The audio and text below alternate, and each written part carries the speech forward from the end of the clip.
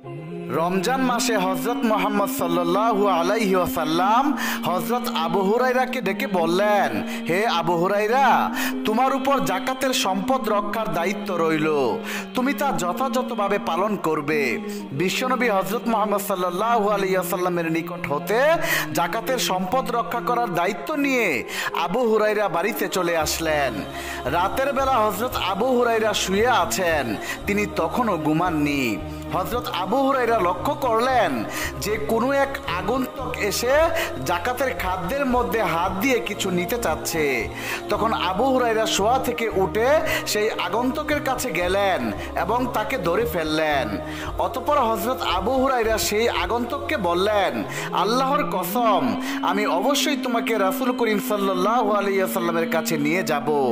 তখন সেই আগন্তুক বলল, আমি খুব দরিদ্র মানুষ, আমার পরিবার আছে, আমার অভাব মারাত্মক, অনুগ্রহ করে আমাকে ছেড়ে দিন। আগন্তুকের কাকুতি মিনতিতে আবু হুরায়রা রাদিয়াল্লাহু তাআলা আনহু খুব দয়া হলো, তাই তিনি সেই আগন্তুককে ছেড়ে দিলেন। ছাড়া পেয়ে সেই আগন্তুক সেখান থেকে চলে গেলেন। অতঃপর সকালবেলা যখন হযরত আবু হুরায়রা রাদিয়াল্লাহু তাআলা আনহু হযরত মুহাম্মদ সাল্লাল্লাহু আলাইহি ওয়াসাল্লামের কাছে এসে উপস্থিত হলেন, তখন বিশ্বনবী আবু হুরায়রাকে বললেন, কি আবু হুরায়রা, গত রাতের আসামির খবর কি? তখন আবু হুরায়রা রাদিয়াল্লাহু তাআলা আনহু অবাক হয়ে বললেন, হে আল্লাহর রাসূল, সে তার প্রচন্ড অভাবের কথা আমার কাছে বলেছে, আমি তার উপর দয়া করে তাকে ছেড়ে দিয়েছি। তখন বিশ্বনবী হযরত মুহাম্মদ সাল্লাল্লাহু আলাইহি ওয়াসাল্লাম বললেন, হে আবু হুরায়রা, অবশ্যই সে তোমাকে মিথ্যা বলেছে, দেখবে সে আবার আসবে। বিশ্বনবীর মুখে উক্ত কথা শুনে আবু হুরায়রা বুঝে নিল যে সেই আগন্তুক আবার আসবে, কারণ রাসূল আকরাম সাল্লাল্লাহু আলাইহি ওয়াসাল্লাম বলেছেন সে আবার আসবে। তাই আবু হুরায়রা অপেক্ষায় থাকলেন। পরের দিন রাতে পূর্বের নেই আবু হুরায়রা রাদিয়াল্লাহু তাআলা আনহু তার নিজের কক্ষে শয়ন করছিলেন এবং সেই আগন্তুকের জন্য অপেক্ষায় ছিলেন, কারণ আবু হুরায়রা রাদিয়াল্লাহু তাআলা আনহুর বিশ্বাস ছিল যে সেই আগন্তুক আবার আসবেই আসবে। বিশ্বনবীর কথা কখনো মিথ্যা হতে পারে না। কিছুক্ষণ পর আবু হুরায়রা লক্ষ্য করলেন যে সেই আগন্তুক আবার এসে খাবারের মধ্যে হাত দিয়ে খুঁজতে লাগলো। তখন আবু হুরায়রা তাকে ধরে ফেললেন এবং বললেন, আল্লাহর কসম, আমি অবশ্যই তোমাকে রাসূল আকরাম সাল্লাল্লাহু আলাইহি ওয়াসাল্লামের কাছে নিয়ে যাব। তখন সেই আগন্তুক বলল, আমাকে ছেড়ে দাও, আমি খুব অসহায়, আমার পরিবার আছে, আমি আর আসব না।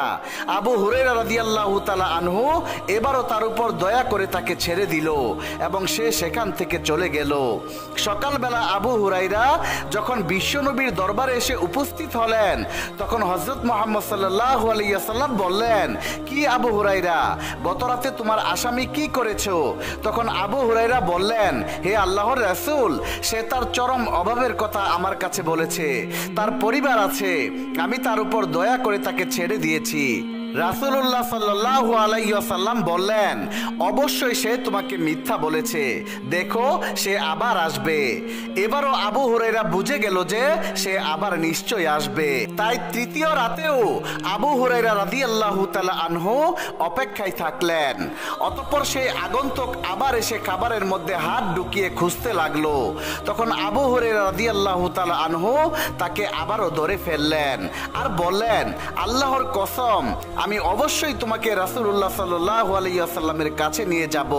তুমি এই নিয়ে তিনবার এসেছো, অথচ তুমি বলেছিলে আর আসবে না, কিন্তু তুমি আবার এসেছো।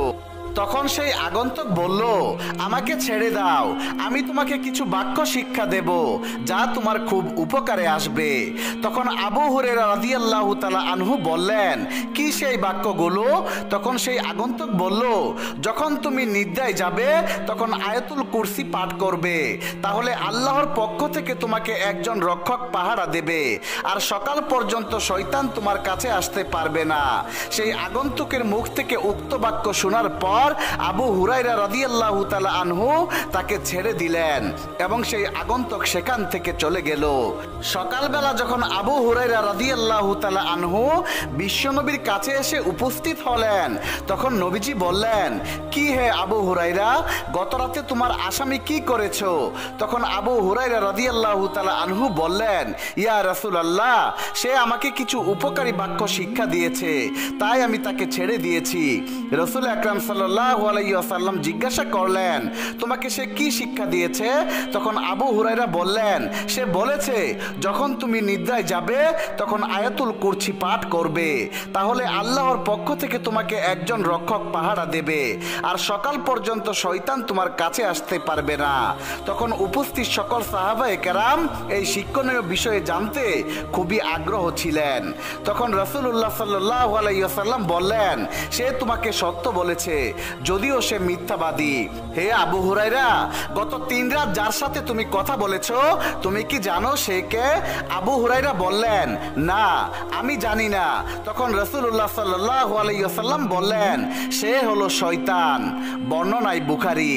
প্রিয় দর্শক, এই হাদিস থেকে আমরা যা শিখতে পেলাম তা হলো জনগণের সম্পদ পাহারা দেওয়া ও তা রক্ষা করার জন্য আমানতদার দায়িত্বশীল নিয়োগ দেওয়া কর্তব্য। আবু হুরায়রা রাদিয়াল্লাহু তাআলা আনহু ছিলেন একজন বিশ্বস্ত আমানতদার সাহাবী। আবু হুরায়রা রাদিয়াল্লাহু তাআলা আনহু দায়িত্ব পালনে একাগ্রতা ও আন্তরিকতার প্রমাণ দিলেন। তিনি রাতেও না ঘুমিয়ে যাকাতের সম্পদ পাহারা দিয়েছেন। রাসূল আকরাম সাল্লাল্লাহু আলাইহি ওয়াসাল্লামের এটি একটি মুজিজা যে তিনি ঘটনাস্থলে উপস্থিত না থেকেও আবু হুরায়রার কাছে বর্ণনা শুনেই বুঝতে পেরেছেন শয়তানের আগমনের বিষয়টি। প্রিয় দর্শক, আয়াতুল কুরসি একটি মস্ত বড় সুরক্ষা। যারা আমল করতে পারে তাদের উচিত পবিত্র রমজান মাসে বেশি বেশি করে এই আমলটি করা। রাতে নিদ্রার পূর্বে এটি পাঠ করলে পাঠকারী সকল প্রকার অনিষ্টতা থেকে মুক্ত থাকবে এবং জিন ও শয়তান বা অন্য কিছুই তার উপর চড়াও হতে পারবে না। মহান আল্লাহ তাআলা আমাদের সবাইকে পবিত্র রমজান মাসে বেশি বেশি আয়াতুল কুরসি পাঠ করার তৌফিক দান করুন। সবাই কমেন্টে লিখুন আমিন। পবিত্র রমজান মাসে একদা বিশ্বনবী হযরত মুহাম্মদ সাল্লাল্লাহু আলাইহি ওয়াসাল্লাম সেহরি খাচ্ছিলেন। নবীজি সেহরিতে ছাগলের ছিরি খাচ্ছিলেন আর সেই সময় হযরত আলী রাদিয়াল্লাহু তাআলা আনহু বিশ্বনবীর সঙ্গেই ছিলেন। এমন সময় হযরত বেলাল রাদিয়াল্লাহু তাআলা আনহু সেখানে এসে উপস্থিত হলেন এবং বিশ্বনবীকে বলতে লাগলেন, ইয়া রাসূলুল্লাহ সাল্লাল্লাহু আলাইহি ওয়াসাল্লাম, সময় তো প্রায় শেষ হয়ে গিয়েছে আর আমি আজান দিতে মসজিদে যাচ্ছি, দয়া করে আপনি তাড়াতাড়ি খাবার খাওয়া বন্ধ করুন। এই কথা বলে হযরত বেলাল রাদিয়াল্লাহু তাআলা আনহু আজান দিতে মসজিদে চলে গেলেন। হযরত বেলাল রাদিয়াল্লাহু তাআলা আনহু মসজিদে প্রবেশ করে আজান দেওয়ার জন্য প্রস্তুত হতে লাগলেন, কিন্তু এরই মাঝে বেলাল রাদিয়াল্লাহু তাআলা আনহুর মনে পড়ে গেল যে জানি না বিশ্বনবী সাল্লাল্লাহু আলাইহি ওয়াসাল্লাম খাওয়া সমাপ্ত করেছে কিনা। নবীজি সাল্লাল্লাহু আলাইহি ওয়াসাল্লামের কথা চিন্তা করে হযরত বেলাল রাদিয়াল্লাহু তাআলা আনহু আজান না দিয়েই পুনরায় হযরত মুহাম্মদ সাল্লাল্লাহু আলাইহি ওয়াসাল্লামের নিকটে ফিরে আসলেন এবং এসে দেখলেন তখনও রাসূল করিম সাল্লাল্লাহু আলাইহি ওয়াসাল্লাম সেহরি খাচ্ছেন। এটি দেখে হযরত বেলাল রাদিয়াল্লাহু তাআলা আনহু বললেন, ইয়া রাসূলুল্লাহ, আল্লাহর কসম, সেহরির সময় শেষ হয়ে গিয়েছে। তখন রাসূল আকরাম সাল্লাল্লাহু আলাইহি ওয়াসাল্লাম নিজের হাত মুবারক নিচে রাখলেন এবং বললেন, হে বেলাল, এখনো সময় বাকি ছিল, কিন্তু তোমার কসম খাওয়ার কারণে মহান আল্লাহ রাব্বুল আলামিন সেটিকে আগেই উদিত করে দিল, যাতে করে তোমার কসম যেন মিথ্যা না হয়ে যায়। তখন আলী রাদিয়াল্লাহু তাআলা আনহু বলতে লাগলেন, যদি বেলাল রাদিয়াল্লাহু তাআলা আনহু কসম না খেতেন তাহলে রাসূল আকরাম সাল্লাল্লাহু আলাইহি ওয়াসাল্লাম যতক্ষণ পর্যন্ত সেহরি খেতে চাইতেন ততক্ষণ পর্যন্ত সুবহে সাদেক হতোই না। সুবহানাল্লাহ। তখন ছিল পবিত্র রমজান মাস। সমগ্র মদিনাতে তখন চলছে মুসলমানদের রোজা রাখার বিশাল তোড়জোড়। আল্লাহর মনোনীত বিধান অনুপাতে আজ হযরত আলী রাদিয়াল্লাহু তাআলা আনহু এবং তার স্ত্রী হযরত ফাতেমা রাদিয়াল্লাহু তাআলা আনহা এবং হযরত হাসান হুসাইন রাদিয়াল্লাহু তাআলা আনহু পর্যন্ত রোজা রেখেছেন। সারাটা দিন নানা ধরনের ব্যস্ততায় ওনাদের দিন অতিবাহিত হয়ে গেল। যখন বিকেল গড়িয়ে সূর্যাস্ত হবার উপক্রম হলো তখন হযরত ফাতেমা রাদিয়াল্লাহু তাআলা আনহা ঘরে গেলেন এবং যত আটা মজুদ ছিল তা দিয়ে তিনি 4টে রুটি তৈরি করলেন এবং একটি রুটি হযরত আলী রাদিয়াল্লাহু তাআলা আনহুকে প্রদান করলেন এবং 2টি রুটি ওনার ছেলে হাসান এবং হুসাইন রাদিয়াল্লাহু তাআলা আনহুকে প্রদান করলেন আর অপর একটি রুটি তিনি নিজের জন্য রেখে দিলেন। যখন মসজিদে হযরত বেলাল রাদিয়াল্লাহু তাআলা আনহু সুমধুর কণ্ঠে আজান দিলেন তখন হযরত আলী রাদিয়াল্লাহু তাআলা আনহুর পরিবারের সকলেই নিজেদের রুটি দিয়ে ইফতারি শুরু করলেন। হযরত ফাতেমা রাদিয়াল্লাহু তাআলা আনহা ওনার ভাগের অর্ধেক রুটি খেয়ে সমাপ্ত করলেন এবং বাকি অর্ধেক রুটি তিনি ওনার আঁচলে বেঁধে ফেলেন। এই দৃশ্য দেখে হযরত আলী রাদিয়াল্লাহু তাআলা আনহু ওনার স্ত্রীকে উদ্দেশ্য করে বললেন, তুমি তো মাত্র অর্ধেক রুটি খেলে, তোমার কি কোনো ক্ষুধা নেই? হযরত হাসান এবং হুসাইন রাদিয়াল্লাহু তাআলা আনহু এই দৃশ্য দেখে ওনারাও তাদের মাকে একই প্রশ্ন করলেন, আম্মা জান ঠিকই তো, আপনি অর্ধেক রুটি খেলেন আর বাকি অর্ধেক রুটি না খেয়ে কেন আঁচলে বাঁধলেন? তখন জবাবে হযরত ফাতেমা রাদিয়াল্লাহু তাআলা আনহা বললেন, যখন আমি রুটি খাচ্ছিলাম তখন হঠাৎ করে আমার আব্বা জানের কথা মনে পড়ে গেল। যদিও এখানে আমরা বসে বসে ইফতারি করছি, এমনও তো হতে পারে যে অন্যদিকে আমার আব্বা জান না খেয়ে আছেন। একজন মেয়ে তার আব্বা জানকে অভুক্ত রেখে কিভাবে পেট ভরে খেতে পারে? এ কথা বলেই হযরত ফাতেমা রাদিয়াল্লাহু তাআলা আনহা আমাদের নবী সাল্লাল্লাহু আলাইহি ওয়াসাল্লামের ঘরের উদ্দেশ্যে রওনা করলেন। যখন হযরত ফাতেমা রাদিয়াল্লাহু তাআলা আনহা বিশ্বনবীর ঘরে এসে পৌঁছালেন তখন তিনি দেখতে পেলেন যে হযরত মুহাম্মদ সাল্লাল্লাহু আলাইহি ওয়াসাল্লাম মাগরিবের নামাজ পড়তে ইতিমধ্যে মসজিদে চলে গেছেন। তিনি তখন ওনার আব্বা জানের অপেক্ষায় ঘরের দরজার সামনে দাঁড়িয়ে দাঁড়িয়ে অপেক্ষা করতে লাগলেন। যখন নামাজ শেষে আমাদের প্রিয় নবী মুহাম্মদুর রাসূলুল্লাহ সাল্লাল্লাহু আলাইহি ওয়াসাল্লাম নিজের ঘরে ফিরে এলেন তখন তিনি দেখতে পেলেন ওনার আদরের মেয়ে দরজার সামনে দাঁড়িয়ে আছে। হযরত মুহাম্মদ সাল্লাল্লাহু আলাইহি ওয়াসাল্লাম ওনার আদরের মেয়ে হযরত ফাতেমা রাদিয়াল্লাহু তাআলা আনহাকে উদ্দেশ্য করে প্রশ্ন করলেন, হে মা ফাতেমা, আজ হঠাৎ করে এই সময়ে তুমি ঘরের বাইরে দাঁড়িয়ে আছো কেন? এরপর নবী করিম সাল্লাল্লাহু আলাইহি ওয়াসাল্লাম ওনার মেয়েকে নিয়ে ঘরে ঢুকলেন। তখন ফাতেমা রাদিয়াল্লাহু তাআলা আনহা নবী করিম সাল্লাল্লাহু আলাইহি ওয়াসাল্লামকে উদ্দেশ্য করে বললেন, আজ যখন আমি ইফতার করছিলাম তখন আপনার কথা আমার প্রচন্ড মনে পড়ছিল আব্বা গো, তাই আমি আমার খাবারের অর্ধেক খাবার আপনার জন্য নিয়ে এসেছি। এই কথা শুনে দয়াল নবী 2 চোখের পানি ছেড়ে দিয়ে বললেন, মা, তুমি আজ আমার জন্য খাবার নিয়ে এসে অনেক উপকার করেছো। আজ যদি তুমি আমার জন্য খাবার না নিয়ে আসতে তাহলে হয়তো 4র্থ দিনের মতো আমাকে অভুক্ত অবস্থায় থাকতে হতো। নবীর মুখে এমন কথা শুনে হযরত ফাতেমা রাদিয়াল্লাহু তাআলা আনহার 2 চোখ অশ্রুসিক্ত হয়ে গেল। হযরত ফাতেমা রাদিয়াল্লাহু তাআলা আনহা ওনার আঁচল থেকে সেই রুটির অর্ধেক টুকরো বের করে ছিঁড়ে ছিঁড়ে আমাদের নবী সাল্লাল্লাহু আলাইহি ওয়াসাল্লামকে খাওয়াতে লাগলেন এবং অশ্রুসিক্ত কণ্ঠে আমাদের নবীকে বললেন, আব্বাজান, আজ হয়তো আমার বদৌলতে আপনি কিছু খেতে পেয়েছেন, কিন্তু কাল কি হবে? কালকে আপনি খাবারের জন্য কি পাবেন? আমাদের বা কি হবে? আমরা তো এটাও জানি না যে কাল আমরা কিছু খাবার খেতে পারবো কিনা। এই কথা শুনে আমাদের নবী ওনার আদরের মেয়েকে উদ্দেশ্য করে বললেন, মা, বেশি বেশি ধৈর্য ধারণ করো, কারণ আমাদের এই ধৈর্যের কারণে আল্লাহ রাব্বুল আলামিন আমার দুর্বল উম্মতের গুনাহসমূহ ক্ষমা করে দিবেন। সুবহানাল্লাহ। প্রিয় বন্ধুরা, এই ছিল নবী পরিবারের কষ্টের রোজা। হযরত মুহাম্মদ সাল্লাল্লাহু আলাইহি ওয়াসাল্লাম তার উম্মতকে বাঁচানোর জন্য কতই না প্রচেষ্টা করেছেন। 3 দিন যাবত না খেয়ে কাটিয়েছেন, কিন্তু তিনি বিন্দু মাত্র কষ্ট পাননি। হযরত মুহাম্মদ সাল্লাল্লাহু আলাইহি ওয়াসাল্লাম চেয়েছেন ওনার কষ্টের বিনিময়ে যেন ওনার উম্মত অর্থাৎ আমাদের গুনাহসমূহকে ক্ষমা করে দেওয়া হয়। কিন্তু প্রিয় দর্শক, আমরা নবীজির উম্মত হয়েও নবীজির সুন্নত পালন করি না।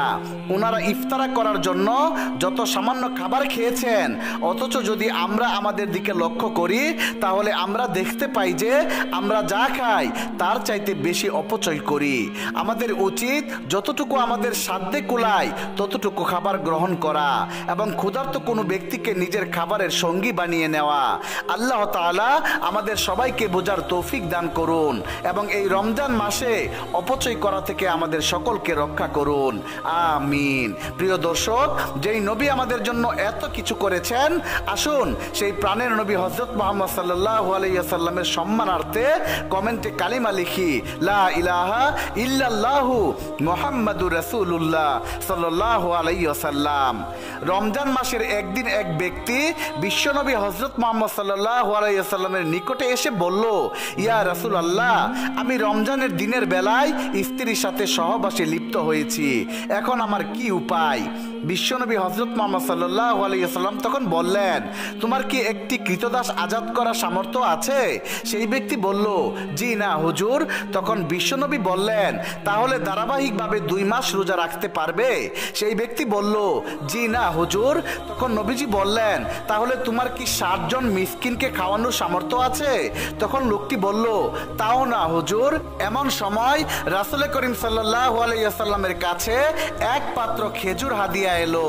তখন বিশ্বনবী সাল্লাল্লাহু আলাইহি ওয়াসাল্লাম লোকটিকে বললেন, এগুলো তোমার পক্ষ থেকে গরিবদের মাঝে দিয়ে দাও। তখন সেই ব্যক্তিটি বলল, আমাদের চেয়েও গরিবকে দেব? মদিনার 2 সীমান্তের মাঝে তো আমাদের চেয়ে গরিব আর কেউ নেই। তখন নবীজি সাল্লাল্লাহু আলাইহি ওয়াসাল্লাম বললেন, এগুলো তোমার পরিবারকেই খাইয়ে দাও। সুবহানাল্লাহ। শাবান মাসের শেষ দিন রমজান ও রোজা সম্পর্কে রাসূল আকরাম সাল্লাল্লাহু আলাইহি ওয়াসাল্লাম সাহাবীদের উদ্দেশ্যে ভাষণ দিচ্ছিলেন। নবীজি তখন বললেন, হে লোক সকল, একটি মহিমান্বিত মাস তোমাদের সবাইকে ছায়া হয়ে ঘিরে ধরেছে। এই মাস একটি বরকতময় মাস। এটি এমন এক মাস যার মধ্যে একটি রাত রয়েছে যা 1000 মাসের চেয়েও উত্তম। আল্লাহ রাব্বুল আলামিন এই মাসের সিয়াম তথা রোজা ফরজ করেছেন আর নফল করে দিয়েছেন এই মাসে রাতের নামাজকে। তখন সাহাবীদের মধ্য হতে একজন বললেন, ইয়া রাসূলুল্লাহ, এই মাসের বৈশিষ্ট্য কি? তখন হুজুর আকরাম সাল্লাল্লাহু আলাইহি ওয়াসাল্লাম বললেন, যে ব্যক্তি এই মাসে একটি নফল কাজ করবে সে যেন অন্য মাসের একটি ফরজ আদায় করলো, আর যে ব্যক্তি এই মাসে একটি ফরজ আদায় করবে সে যেন অন্য মাসের 70টি ফরজ সম্পাদন করলো। এই মাস সবরের তথা ধৈর্যের মাস, যে সবরের সওয়াবের বিনিময়ে শুধুই জান্নাত। এই মাস সহমর্মিতার মাস। রোজাদার মুসলমান পরস্পর একে অপরের সাহায্যকারী। অতঃপর একজন সাহাবী বললেন, ইয়া রাসূলুল্লাহ, এই মাসের প্রাপ্তি ও মর্যাদা কি? তখন হযরত মুহাম্মদ সাল্লাল্লাহু আলাইহি ওয়াসাল্লাম বললেন, এই রমজান মাস এমন এক মাস যাতে মুমিনের অর্থাৎ রোজাদার বান্দার রিজিক বাড়িয়ে দেওয়া হয়। যে ব্যক্তি এই মাসে কোনো রোজাদারকে ইফতার করাবে, এই ইফতার তার গুনাহ মাফের কারণ হয়ে যাবে, জাহান্নামের আগুন থেকে মুক্তির উপায় হবে, তার সওয়াব হবে রোজাদারের অনুরূপ, অথচ রোজাদারের সওয়াব একটুও কমানো হবে না। তখন উপস্থিত সাহাবারা বললেন, হে আল্লাহর রাসূল, আমাদের সবাই তো রোজাদারের জন্য ইফতারের আয়োজন করতে সামর্থ্য নয়।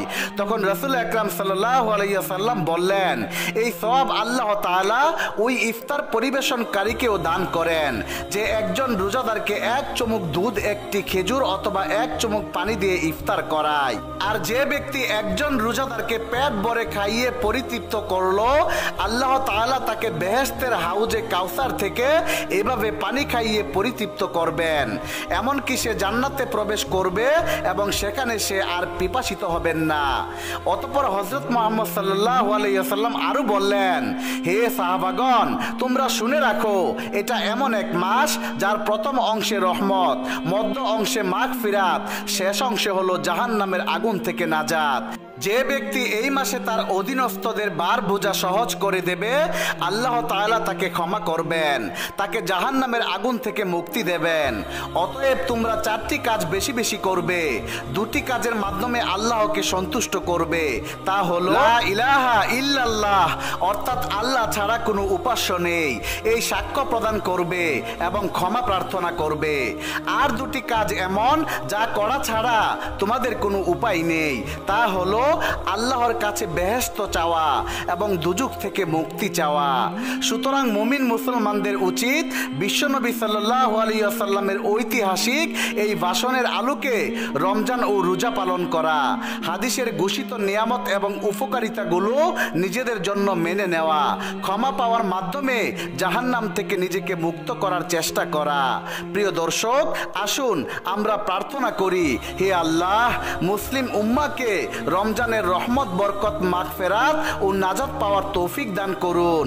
হাদিসে বর্ণিত আমলগুলো যথাযথভাবে পালন করার তৌফিক দান করুন।